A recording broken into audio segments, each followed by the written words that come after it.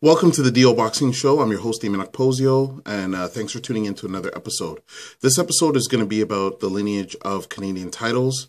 I got a great question, and someone had asked about the lineage of Canadian titles, and it was after I posted about heavyweight Raymond Lubawale winning the Canadian Professional Boxing Council title, and because that person had heard that Dylan Carmen was also the Canadian champion. So I will touch base on all of those things. So first off, just according to my research, what I was able to find out, read, and ask about through authorities in Canadian boxing that I know, is that there's actually 5 national titles in Canada. 5 national titles. So there is the Canadian Professional Boxing Council. There is the NCC, which is the National Championship Committee. There is the NABA Canadian title, which is the North American Boxing Association. There's the NBA, the National Boxing Authority, and there's the CAM, or the CAM, which is the Canadian American Mexican title. When it comes to heavyweights now, when someone was asking me about the lineage regarding the heavyweight division, Canadian Raymond Lubawale recently defeated Eric Barak to win the Canadian Professional Boxing Council version of the Canadian title. That I don't know if it's related to the Canadian Boxing Federation, but the Canadian Boxing Federation has been around since 1925, I believe, and that is where the National Championship Committee comes from. But Raymond Lubawale is currently the CPBC, the Canadian Professional Boxing Council Canadian heavyweight champion. He is the Canadian American Mexican heavyweight champion. So he holds those 2 titles right now.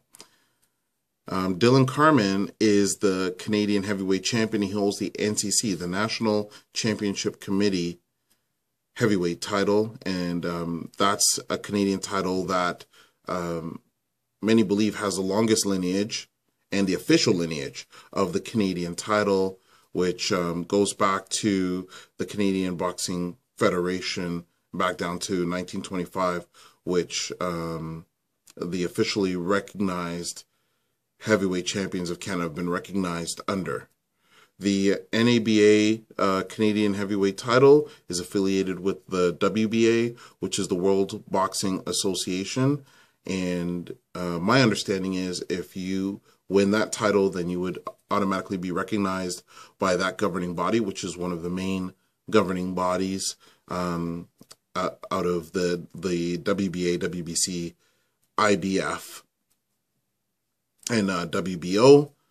There's the NBA, the National Boxing Authority, which I believe is from out east, and the Canadian American Mexican title. I'm not sure where that developed or how long it's been around. It's been around for a while. I know that there's a number of Canadians like Shane Anderson and American Louis Monaco, and there's quite a number of people that have actually fought for that title. So it's been around, but I don't know what the origins or what is involved with that actual title.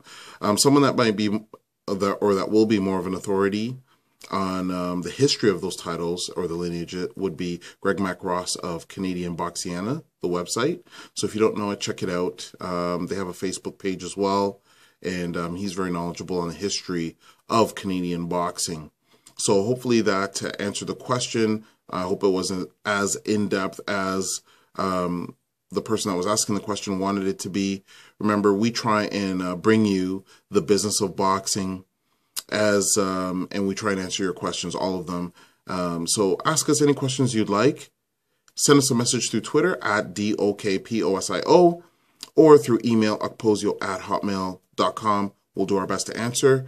You can subscribe to the DO Boxing Show through YouTube at Dameon Okposio, and you can get every episode of the DO Boxing Show. We have a number of things that are coming up. Remember, we still have the 2016 DO Youth Boxing Scholarship up for grabs.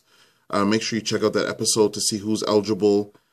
We have the 2016 boxing trade show coming up on Saturday, May the 7th at the Hansa House Hall in Mississauga. And we have the first induction for the Ontario Boxing Hall of Fame at 7 p.m. at the Hansa House Hall on Saturday, May 7th as well. Thanks for tuning in, and we hope you enjoyed this episode, and we'll catch you on the next one.